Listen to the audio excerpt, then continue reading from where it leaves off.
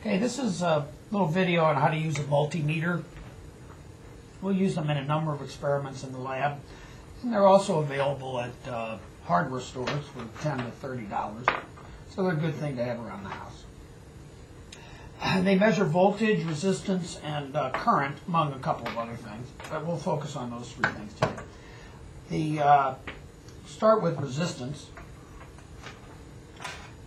The position for measuring resistance is this little Greek omega, which stands for ohms. So we turn the knob over to ohms. We put in one probe on common, which we'll use for all the measurements, and we put another probe in volts and ohms.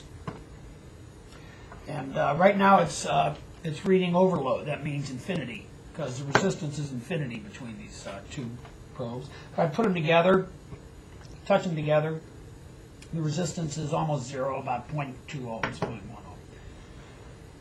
ohm. Now if I want to measure the resistance of a resistor in ohms, here's a resistor, I just make a connection from either side of the resistor and read the value.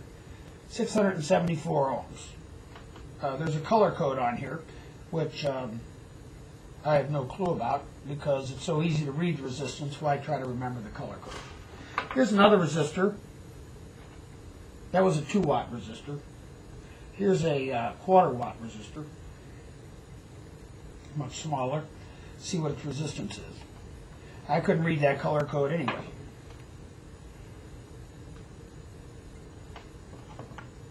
$50 ohms. Okay, so that's measuring resistance.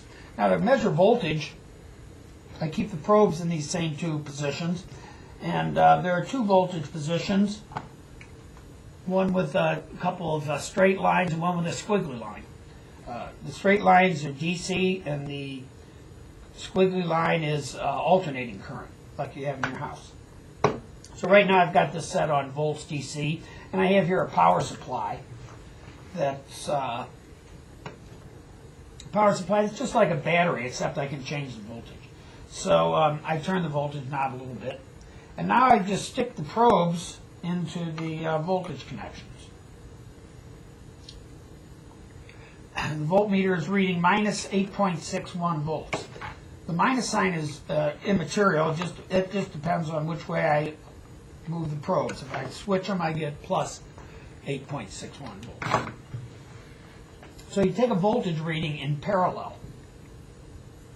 Now, next, current.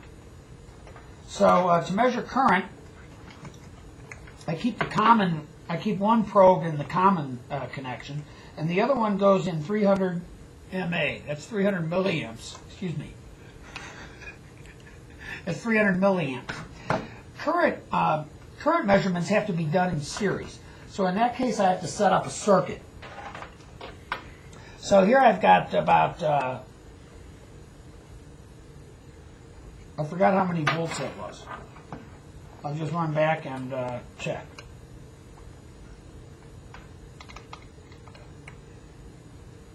.63 volts. So I'm going to make a circuit with a resistor, 675 ohms, and a 8-volt voltage source. So I connect this to this, to the resistor. Then from the resistor, I go back to the voltage source. And then I'll have a circuit. There's now current flowing in this circuit. I've made a complete circuit with a voltage and a resistor. I want to know how much current is flowing in that circuit. And in order to do that, I need to break the circuit and let the current flow. I need to break the circuit and let the current flow through the meter. So I'm going to take one side of the meter and go into common. Then I'm going to come out of the other side of the meter, the 300. Oh, first I'm going to switch this to amps DC. Amps DC. Then I come out of the meter and into the resistor. So I've broken the circuit and made the meter part of the circuit. and I'm reading 12.65 milliamps. There's 12.65 milliamps of current flowing here. That would be whatever this voltage is divided by whatever this resistance is, according to Ohm's law. So these devices are very robust and simple, but there's a few things that you can, ways you can destroy the meter or hurt yourself, especially if you're dealing with big voltages. An ideal current meter has zero resistance. So if you switch over from measuring a current to a voltage, and you don't switch over to voltage, you'll be hooking up in parallel a zero resistance item to your voltage, and you'll draw a large current through the meter and destroy it. Or if you're at home and dealing with a few hundred volts, lots of things can happen, and they're all bad. That's it for today.